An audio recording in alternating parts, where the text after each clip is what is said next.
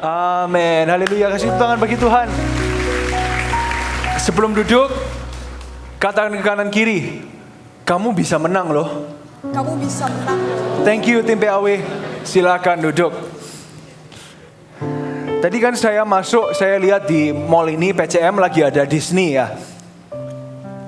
Tiba-tiba keluar di otak satu kataan ini. Walaupun di luar ada Disney, hatiku rindu berada di sini. Masuk? Puji Tuhan masuk. Tanpa lama-lama lagi kita masuk ke dalam firman Tuhan ya, bukan pantun. Kita akan masuk ke dalam firman Tuhan. Judul saya hari ini adalah Yesus di Getsemani. Saat pemimpin merasa lemah. Pemimpin merasa, highlight merasanya, bukan berarti menjadi, oke? Sebelum saya mulai, saya ada satu quote yang saya mau sampaikan ke kalian. Yaitu, merasa lemah bukan berarti menjadi lemah. Merasa lemah bukan berarti menjadi lemah. When you feel weak, it doesn't mean that you are weak. Kalau kita merasa contoh kepanasan, bukan berarti kita itu panas. Kita merasa kedinginan, bukan berarti kita itu flu. Kadang-kadang pemimpin itu bisa merasa lemah. Tapi hari ini saya percaya setiap orang di sini adalah pemimpin. Nggak harus pemimpin itu selalu dalam konteks gereja. Maksudnya konteks apa? Maksudnya konteks CG, cell group. Nggak harus kalian menjadi CGL. Tapi pemimpin itu orang yang memimpin orang lain ke Kristus. Nah itu maksudnya, di dalam Kristus. Kalau kita nggak ada memimpin orang lain, pastinya kita adalah pemimpin apa? Kita memimpin diri kita sendiri supaya bisa kenal Yesus. Jadi hari ini setiap orang di sini adalah leader. Dan saya mau bilang saat leader merasa lemah itu gimana caranya kita tanganinya. Yesus pernah merasa lemah, tapi dia tidak pernah lemah. Yesus itu merasa lemah. Di konteks ini, Getsemani, kenapa Yesus di Getsemani? Dia berdoa sebelum dia itu akan disalib, disashimi habis-habisan. Dia itu takut, tapi takutnya bukan gara-gara itu, karena sebentar lagi dia harus dipisahkan sama Bapa. Itu ketakutan utamanya. Dia merasa lemah, tapi dia tidak lemah. Nah hari ini saya ingin kita belajar gimana caranya kita itu menjadi kuat saat kita merasa lemah. Setiap pemimpin ada namanya merasa lemah. Bahkan Yesus itu saking merasa lemahnya, sampai keringatnya menjadi darah. Itu satu kondisi namanya hematohidrosis. Nggak usah ditulis, susah tulisnya. Itu kondisi, itu mencapai satu level stres. Sampai nggak manusiawi lagi. Yesus itu mengalami stres yang begitu berat supaya kita pemimpin-pemimpin bisa hidup di dalam kekuatannya. Yesus itu membayar harganya. Tinggal hari ini kita itu memakan dari pembayaran harga itu. Maksudnya apa? Nggak lama lalu saya berkhotbah di Eagle Kids Camp, anak-anak Eagle Kids, dan Tuhan beri saya satu pewahyuan. Yaitu kerajaan sorga itu seperti all you can eat. Kalian tahu all you can eat ya? All you can eat itu apa? Sorga untuk anak-anak muda. Terutama laki-laki. All you can eat itu apa? Sekali bayar, contoh bayar berapa? Makan sepuasnya. Oke? Kerajaan sorga itu seperti itu. Tuhan Yesus sudah bayar harganya di kayu salib. Hari ini kita itu bisa makan sepuasnya, mencari kekuatan saat kita lemah, kita mencari kekuatan daripadanya, sebanyak mungkin yang kita perlu. Kalau kita lapar, contoh, lapar satu porsi, kita bisa ambil satu porsi dari all you can eat. Kalau kita perlu dikuatkannya 50%, kita bisa ambil 50% dari kerajaan Tuhan. Bukan mencuri, tapi itu hak kita sebagai anak-anak. Dan ini 3 hal yang Yesus lakukan untuk mendapat kembali kekuatannya. Sama-sama belajar ya dari Yesus. Di Matius 26 ayat 36 sampai 46. Kita baca dulu dari ayat 36. Maka sampailah Yesus bersama-sama dengan murid-muridnya ke suatu tempat yang bernama Getsemani. Lalu ia berkata kepada murid-muridnya, duduklah di sini Sementara aku pergi ke sana untuk berdoa. Semua katakan berdoa. Hal pertama yang Yesus lakukan itu apa? Berdoa saat murid-muridnya ketiduran. Waktu saya baca ini satu cerita yang kita semua tahu. Tapi waktu saya baca, Tuhan itu kasih kekuatan baru. Ini yang harus pemimpin lakukan saat mereka merasa lemah. Sebab saat pemimpin lemah, kepemimpinannya akan menjadi lemah. Kalau contoh chefnya itu lagi capek nih, lagi nggak kasih yang maksimal, makanannya jadi nggak maksimal. Pemimpin nggak maksimal, yang dipimpin nggak akan maksimal. Oleh karena itu, kenapa hari ini, pertanyaan saya, banyak orang Kristen itu masih tertidur secara rohani, seperti murid-murid Yesus tertidur, karena kurangnya pemimpin yang berdoa. Secara spiritual, mereka masih tidur. They're still sleeping because we're not praying. Mereka masih tidur karena kita tidak berdoa.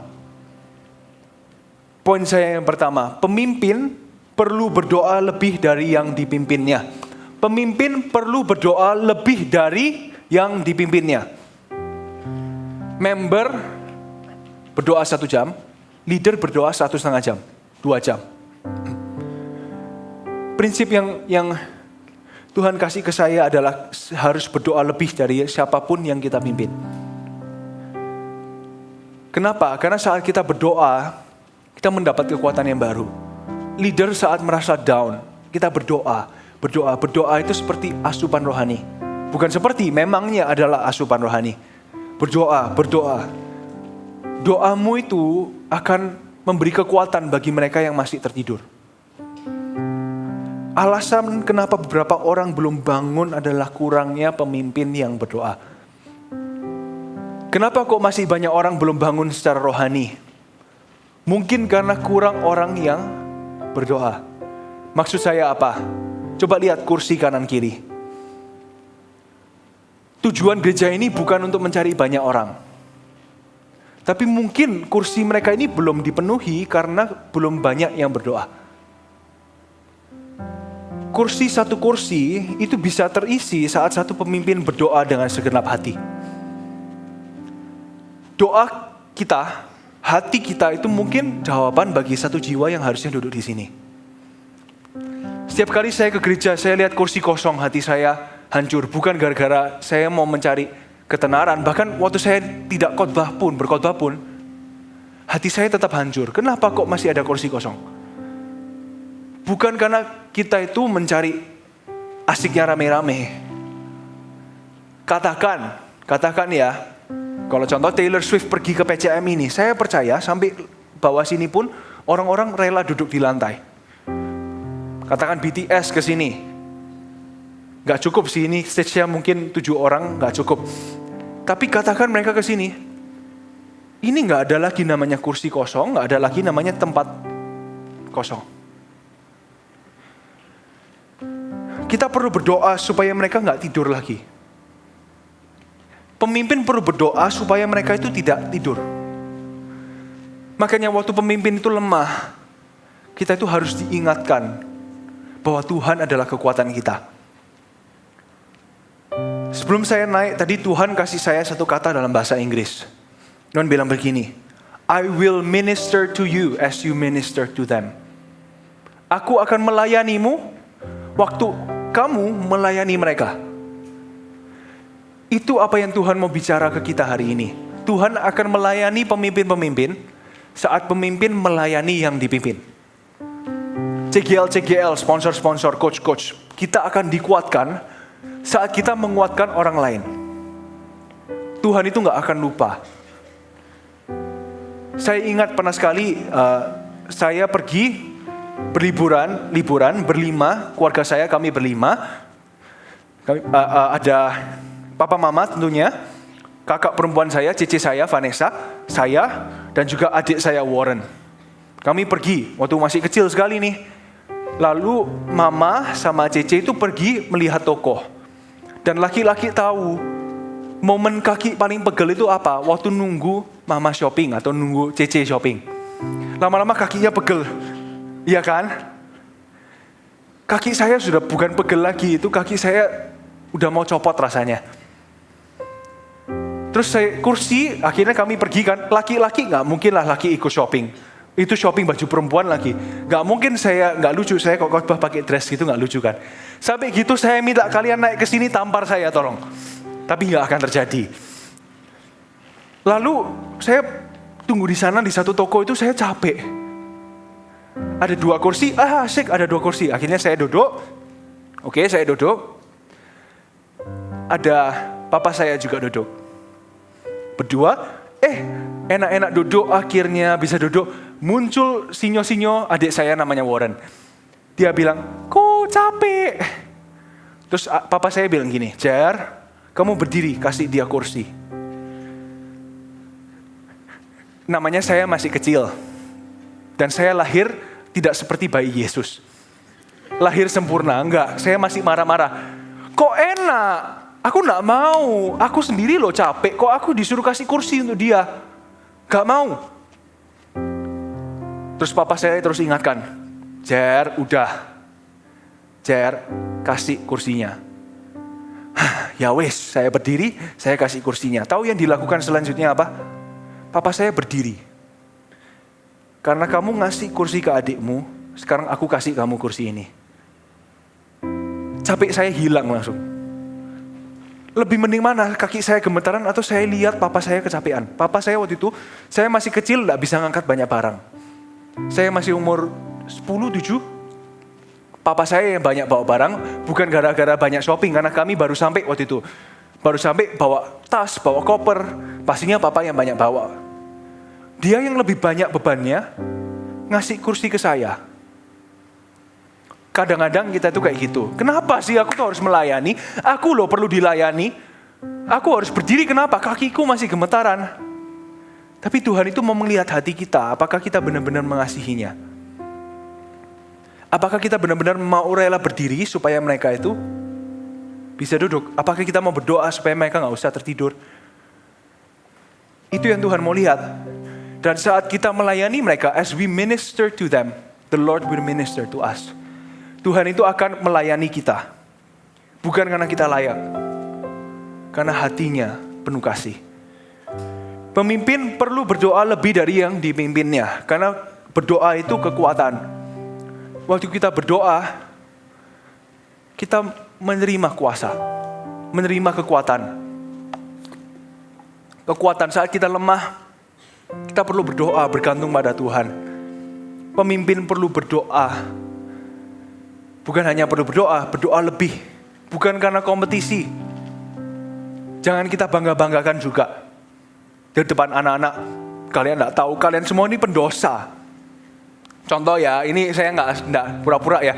Kalian ini semua berdosa. Saya ini berdoa itu 10 jam setiap hari. Ya, saya enggak selama itu, saya enggak sesuci itu. Tapi kalau kita berdoa 10 jam pun, ya puji Tuhan. Tapi jangan kita sombongkan. Orang yang berdoa lebih itu belum tentu dia lebih kuat. Justru karena dia lebih lemah, dia perlu berdoa lebih. Kalau kita lebih banyak perlu berdoa itu bukan karena kita lebih kuat. Tapi karena pencobaannya lebih banyak. Barang siapa hendak menjadi guru, siap-siaplah ia harus dihakimi secara lebih. Berdoa lebih banyak dari yang kita pimpin. Amin. Kita lanjut ya di ayat 37 sampai 38. Dan Yesus membawa Petrus dan kedua anak Zebedeus, Yohanes, Yakobus, sertanya bersama dengan Yesus. Maka mulailah ia merasa sedih dan gentar. Ia apa? Merasa sedih dan gentar. Lalu katanya kepada mereka, hatiku sangat sedih, seperti mau mati rasanya. Tinggallah di sini dan berjaga-jagalah dengan aku. Yesus itu dengan jujur menyatakan keadaannya kepada siapa yang dia pimpin, ke murid-muridnya. Petrus, Yohanes, Yakobus, please ya kalian tunggu sini. Aku ini merasa lemah, gentar, seperti mau mati rasanya. Yesus itu jujur. Poin saya yang kedua, pemimpin harus jujur kepada yang dipimpinnya. Saat kita jujur, itu tidak mengurangi otoritas kita. Jujur itu tentu ada batasnya, oke? Tentu ada batasnya. Tapi jangan sampai kita itu di depannya yang kita pimpin itu mau jadi fake. Don't be fake. Jadi pemimpin yang relatable. When leaders are relatable, the ones led will be enabled to win. Relatable, waktu kita tuh bisa relatable, Tuhan itu akan enable atau membuat mereka kuat. Maksudnya apa? Relatable itu bukan berarti relate dengan dosa mereka. Tapi menunjukkan mereka bahwa aku ini hanya manusia. Ini loh, aku ini manusia. Yesus itu waktu jujur sama mereka, aku merasa lemah. Dia tetap Tuhan. Tapi dia menunjukkan mereka bahwa aku juga manusia. Respeknya orang sama pemimpin itu bisa timbul dari kejujuran. Tidak mulu dari kehebatan. Suatu hari waktu Yesus sudah naik, pastinya murid-muridnya pasti kalau kumpul bilang gini, kok kangen Yesus ya? Mereka kangen Yesus bukan gara-gara gini. Yesus tuh sering loh melakukan mujizat. Mereka tuh gak kangen Yesus gara-gara itu. Buktinya mereka sendiri bisa melakukan mujizat karena Roh Kudus.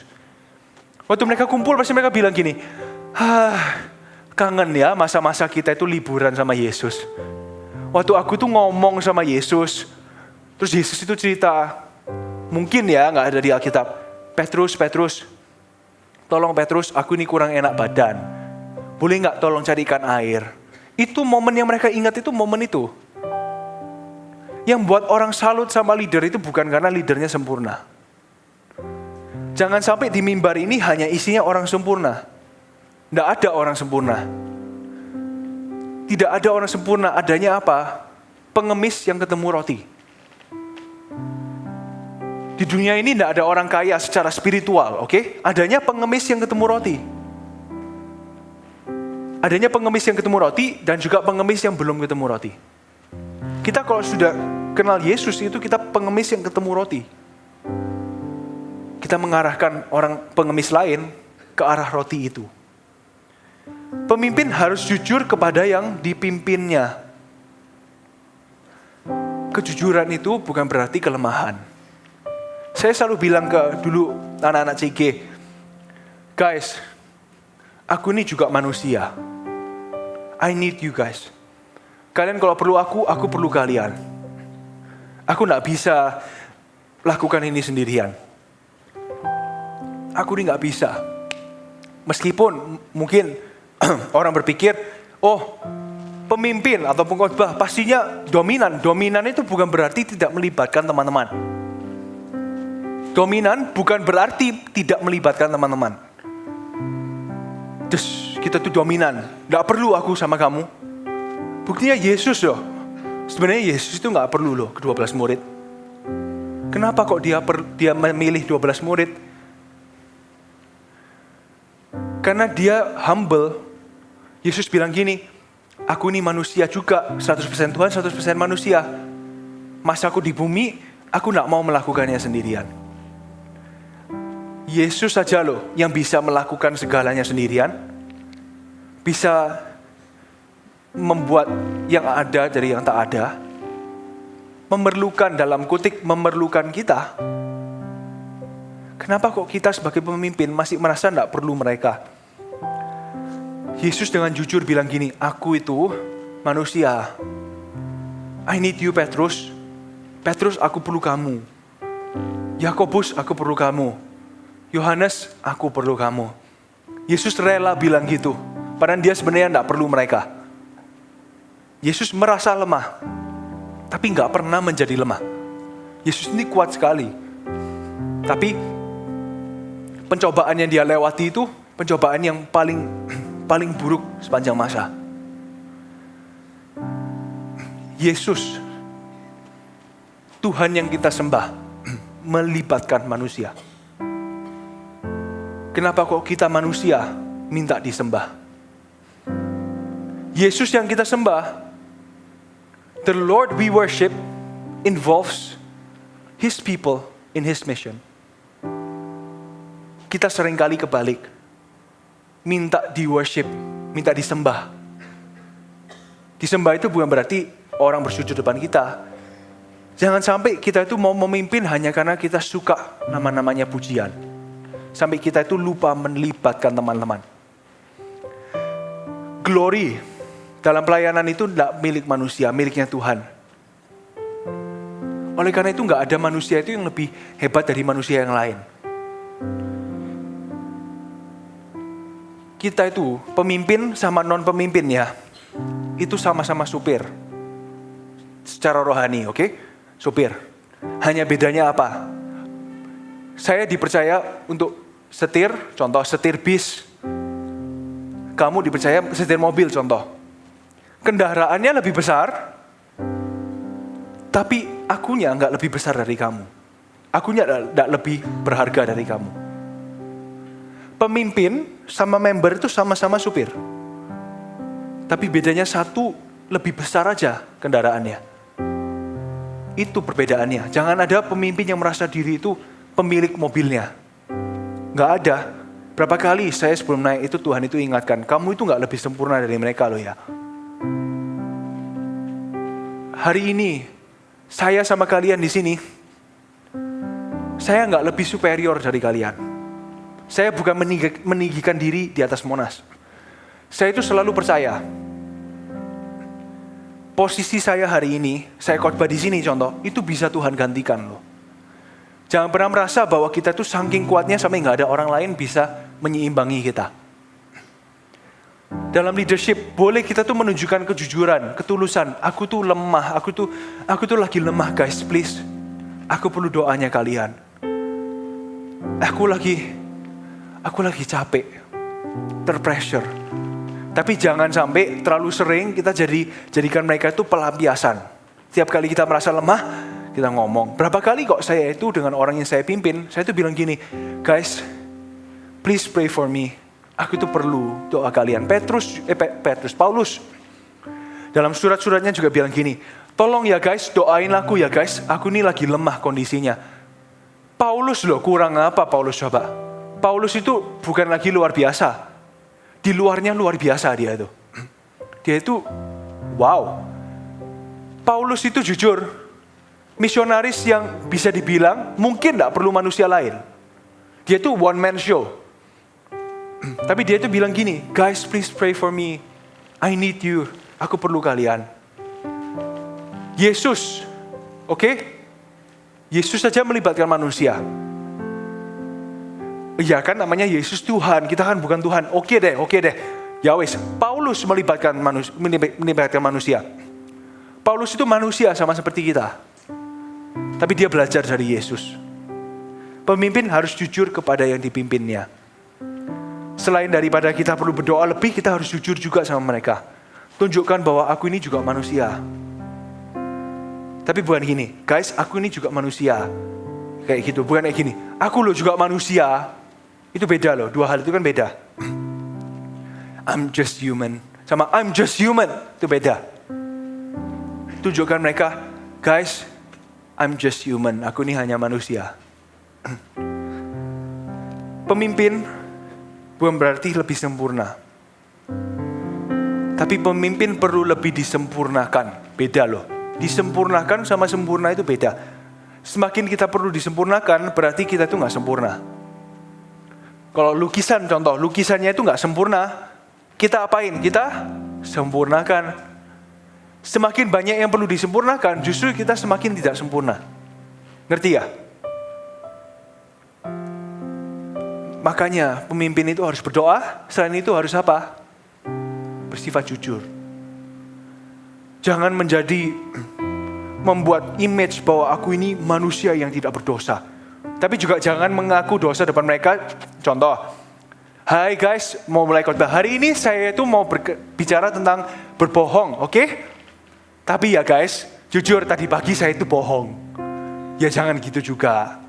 Kalau kalian gitu, akui ke leader kalian, pemimpin. Sorry aku habis bohong tadi pagi. Ya itu gak apa-apa. Tapi berkata jujur, guys kita akan ngomong tentang kebohongan. Namanya manusia kan kita tuh perlu bohong juga. Perlu bohong. Saya kurang minum air, oke, I'm sorry.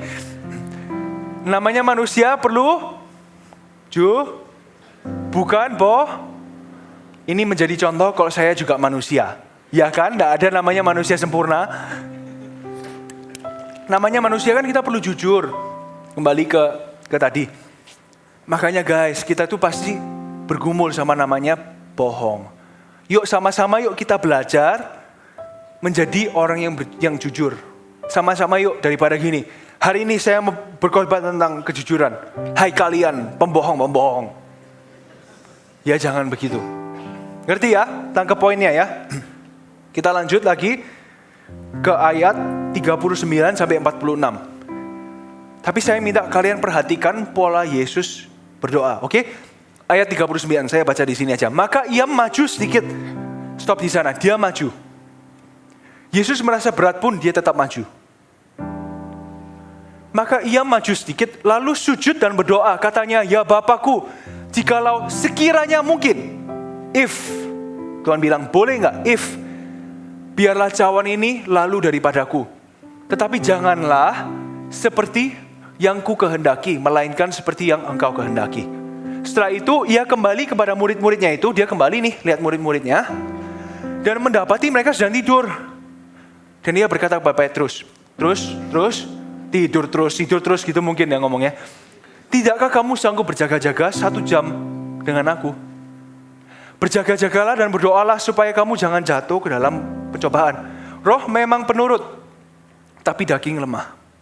Lalu ia pergi untuk kedua kalinya dan berdoa. Katanya, ya Bapakku, jikalau cawan ini tidak mungkin. Pertama dia bilang apa? If may, kalau boleh. Kedua dia bilang gini, even if.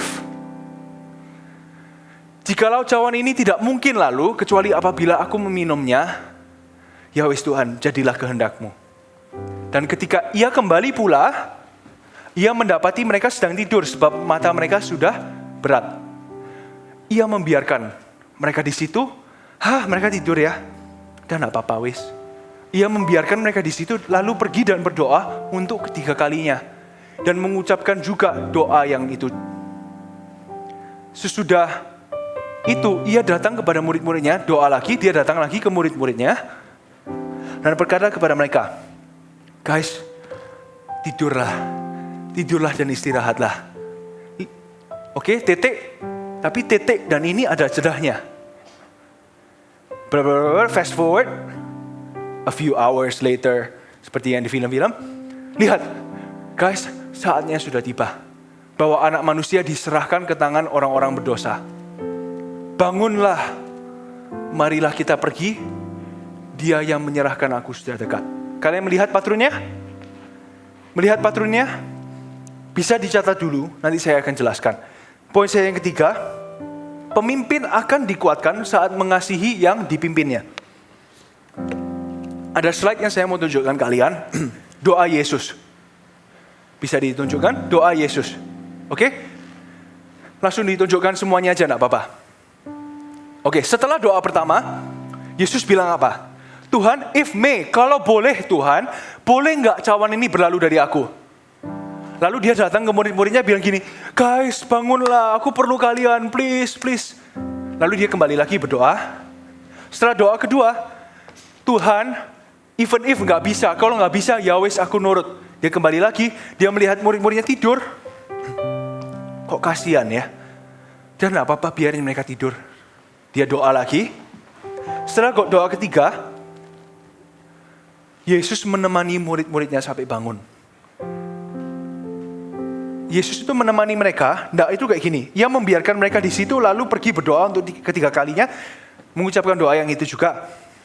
Sesudah itu ia datang kepada murid-muridnya dan berkata kepada mereka, tidurlah dan beristirahatlah.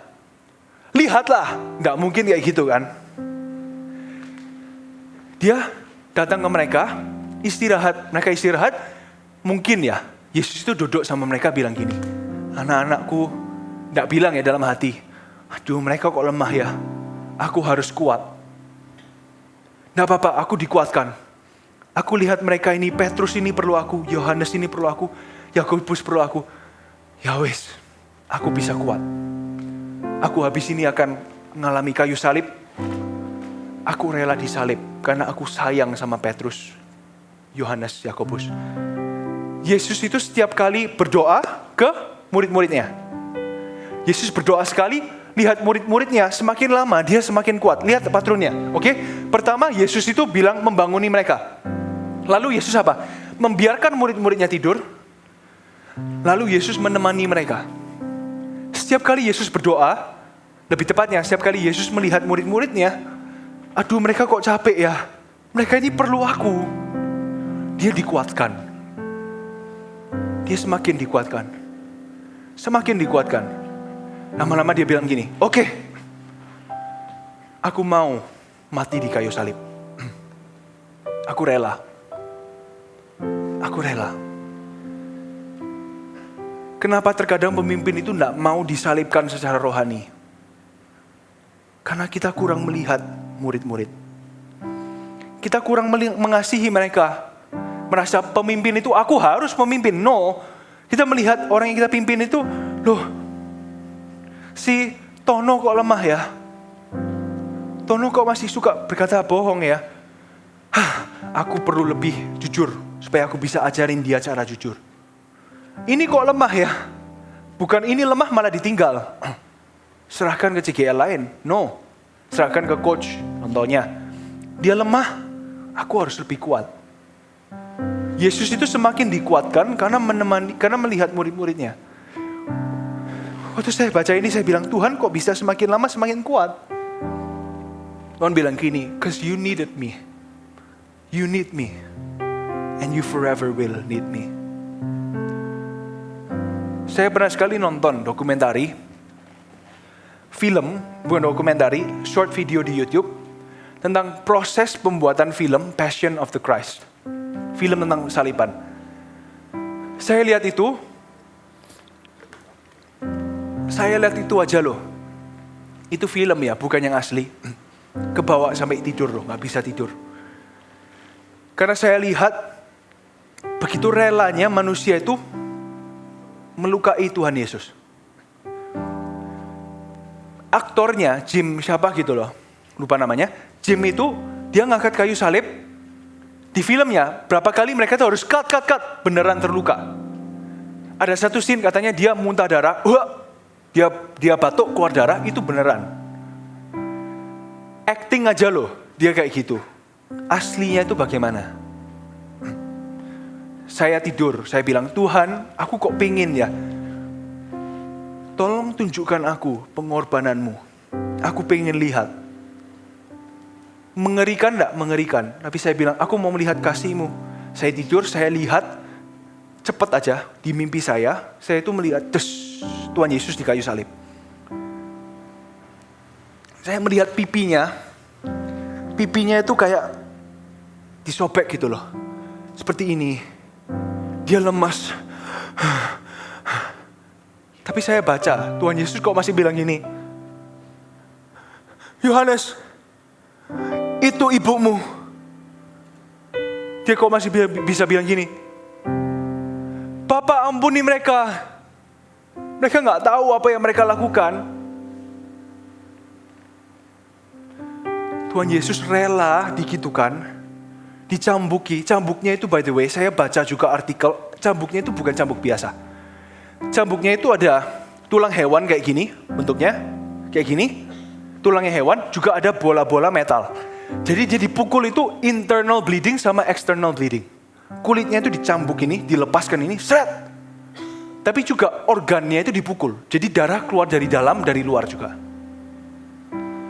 Saya lihat kok tega. Saya itu cuma bilang, Lord, kenapa Yesus itu harus gitu? Padahal Yesus kalau mau mengalahkan dosa itu simple. Diambil aja gini bisa. Kalau benar-benar tujuannya supaya kita nggak masuk neraka, bukan hanya itu sih. Kalau itu ultimate atau tujuan utamanya, simple. Kalau saya jadi Tuhan setelah manusia berdosa, supaya mereka nggak mati, saya kasih makanan dari pohon kehidupan. Kalian makan ini, kalian nggak akan bisa mati. Tapi Yesus itu pengen mereka kembali hubungannya, bukan hanya nyawa mereka. Supaya mereka nggak mati masuk neraka, tapi supaya mereka dekat dengan Tuhan Yesus. Saat saya lihat itu, kulitnya saya bangun, saya nangis. Why? Kenapa engkau rela? Tuhan hanya bilang gini, You.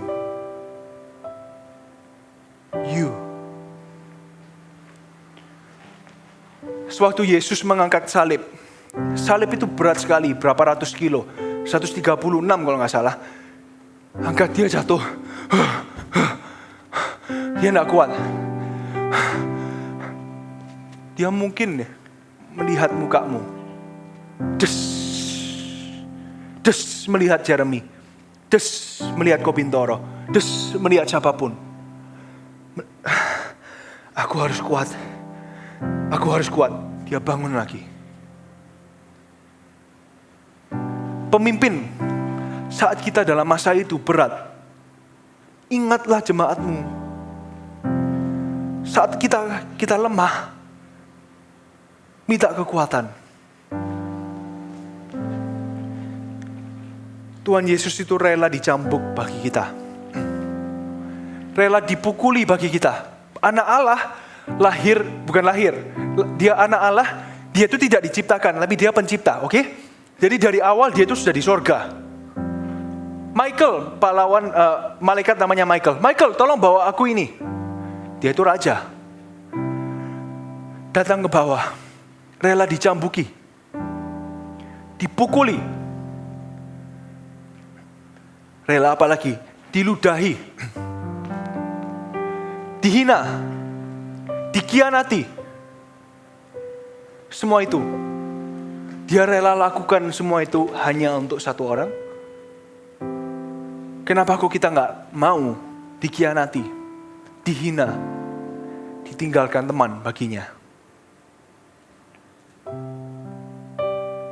Saat saya setelah lihat dokumentari itu, dalam hati Tuhan itu bilang gini, if I were to do it 8 billion times, I would still do it.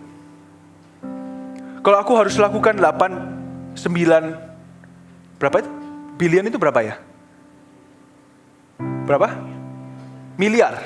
8 miliar kali. Sekarang dunia kan 8 miliar atau 9 miliar, saya lupa.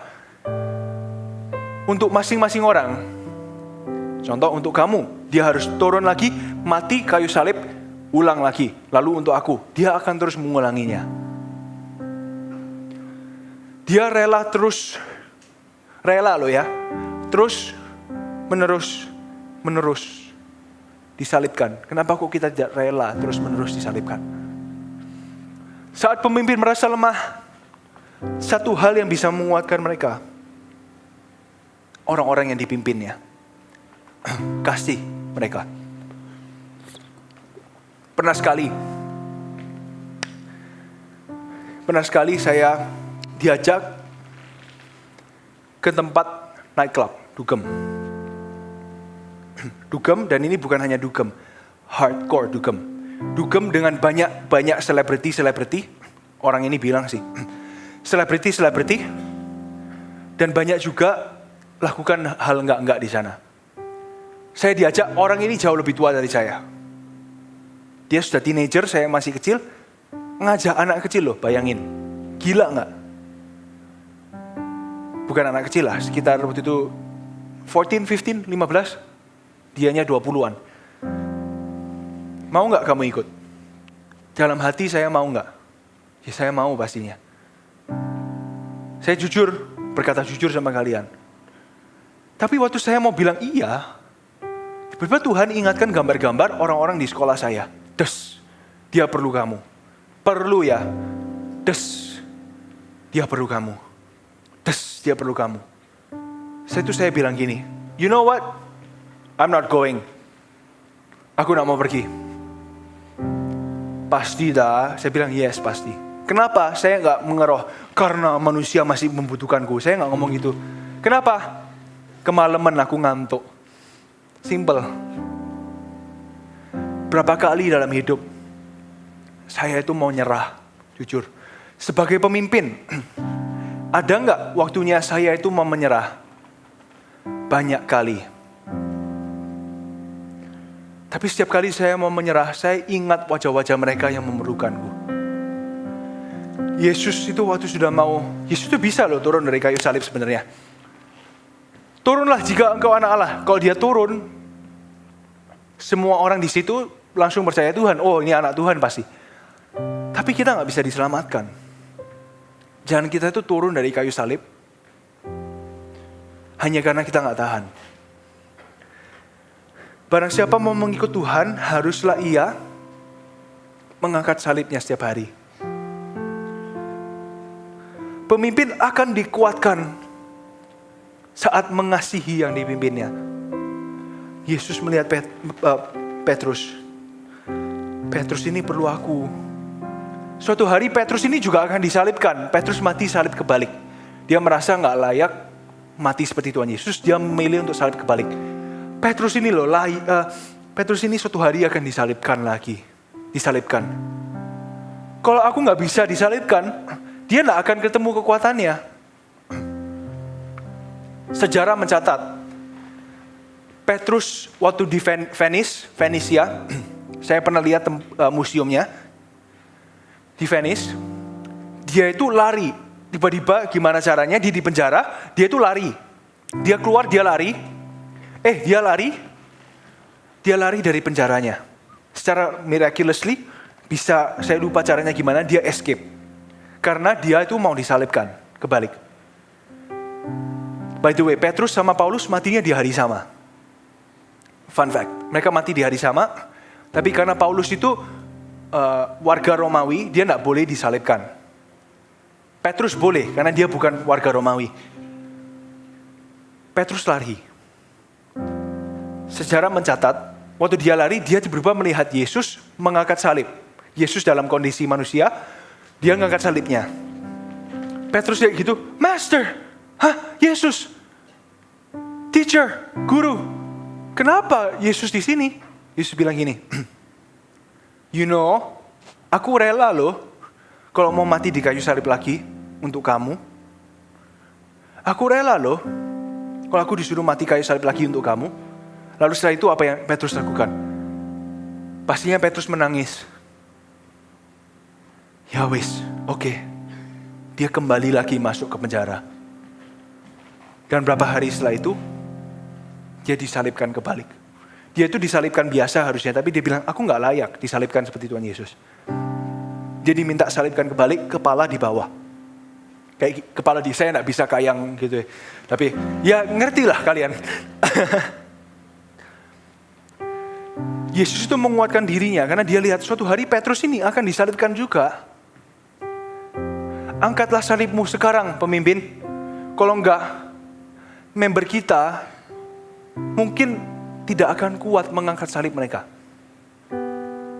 Itu the burden of leadership, ya, itu bebannya leadership. Oleh karena itu, saat kita merasa lemah bukan berarti kita tuh menjadi lemah. 3 poin ini. 1, pemimpin perlu berdoa lebih dari yang dipimpinnya. Ingat ya, waktu mereka tertidur, kita berdoa. Kita berdoa supaya mereka gak tertidur. 2, pemimpin harus jujur kepada yang dipimpinnya. Jangan menjadi fake. Kita gak harus menjadi sempurna. 3, pemimpin akan dikuatkan saat mengasihi yang dipimpinnya. Yesus melihat murid-muridnya perlu, makanya dia menguatkan diri untuk menang di kayu salib. Kita harus menguatkan diri untuk menang di kayu salib kita. 3 poin ini dibawa pulang. Habis ini ada 1 ayat terakhir, tapi sebelum itu silakan difoto kalau ada yang mau. Bonus tambah pengkhotbahnya. Ya, sudah? Kalau sudah katakan itu. Oke. Banyak yang batuk sungguhan. 2 Korintus 12 ayat 9. 2 Korintus 12 ayat 9. Tetapi jawab Tuhan kepadaku, cukuplah, semua katakan cukuplah. Kasih karuniaku bagimu. Sebab justru dalam kelemahan kuasaku menjadi sempurna. Sebab itu terlebih suka aku bermegah atas kelemahanku, supaya kuasa Kristus turun menaungi aku. Bahasa Inggrisnya NLT bilang gini, my power works best in weakness. kuasa Tuhan, kesempurnaan Tuhan bisa jadi terlihat paling bersinar di apa? Di kelemahan kita. Quote terakhir boleh dimunculkan. Orang bisa melihat kesempurnaan Tuhan dalam ketidaksempurnaan kita. Asal kita terus berjalan dalam kehendaknya. Saya menyingkir ke sini, saya tahu beberapa mau foto. Orang bisa melihat kesempurnaan Tuhan. People can see God's perfection through our imperfections. So long that we walk in His will. Orang bisa melihat kesempurnaan Tuhan dalam ketidaksempurnaan kita. Asal kita terus berjalan dalam kehendaknya. Pemimpin, kelemahan kita tidak menjadi alasan untuk kita stop. Tapi alasan kita untuk berdoa lebih. Berkata jujur dan dikuatkan lebih. Orang itu bisa. Justru ini air ya, air GMS. Kalau saya mau masukkan teh ke dalamnya, saya harus apain airnya? Dibuang atau diminum? Tapi karena saya haus, saya akan minum. Habis. Oke?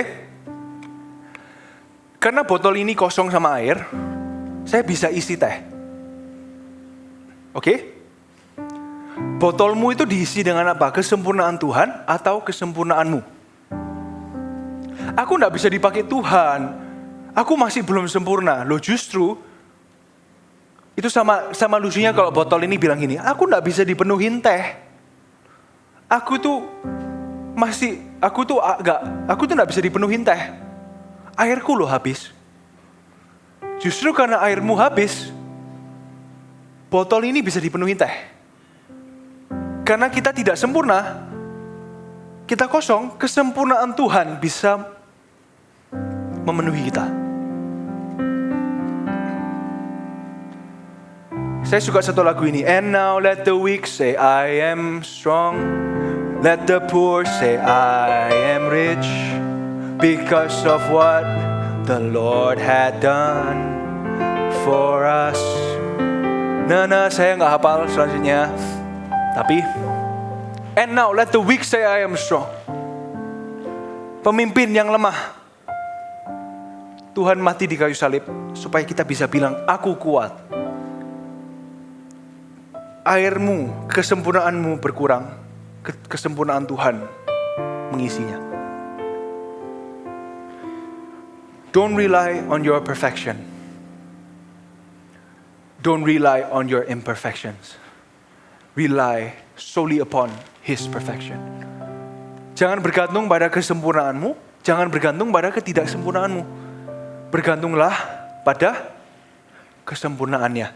Orang bisa melihat kesempurnaan Tuhan dalam ketidaksempurnaan kita. Saya berdoa dan saya berharap firman ini menjadi berkat bagi kalian. Dibawa pulang, diingat baik-baik bagi barang siapa yang merasa perlu dikuatkan. Saya percaya Alkitab adalah jawaban. Teruslah baca Alkitab, teruslah berdoa. Yang mau selalu dikuatkan Tuhan, mari kita semua bangkit berdiri.